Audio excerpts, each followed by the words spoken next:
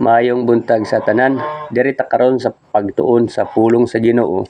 Atong tan-awon kung unsay katuyuan sa Dios nganong gibuhat niya ang tao.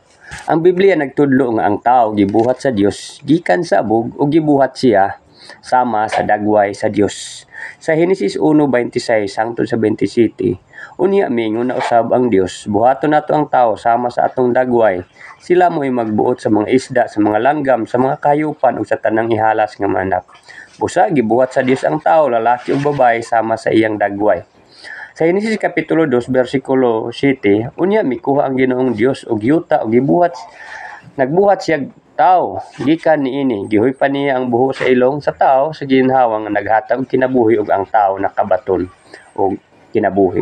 So makita nato kung unsa ang katuyuan sa Dios sa pagbuhat sa tao. Gibuhat sa Dios ang tao nga gawasnon, kumpleto ug walay sala. Aduna siya panghuna-una, aduna siya pagbati ug pagpili ug labaw sa tanan, responsable siya ngadto sa Dios. Ug kita nagtuo nga ang pagbuhat sa Dios sa tao mao nga iyang himayaon ang Dios, iyang ilhon, iyang daygon, iyang tumanon, iyang higugmaon, iyang simbahon ug malipayon nga makig-uban kaniya kanunay ug magkinabuhi kung unsay kabubuton sa Dios nga iyang magbubuhat. Sa Isaias 43 bersikulo 7, ang Biblia nag-ingon 43 bersikulo 7, ang Biblia nag-ingon, sila ang akong katawhan nga pinili. Gibuhat ko sila alang sa akong himaya.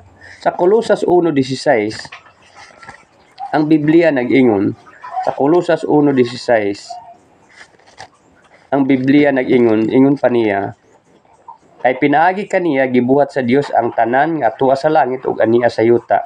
Makita ug dili makita, mga gahom, mga espirituhanon, mga pamunuan, mga hari, ug ang tanan nga nagmando gibuhat sa Dios ang tanan, pinaagi kaniya ug alang kaniya.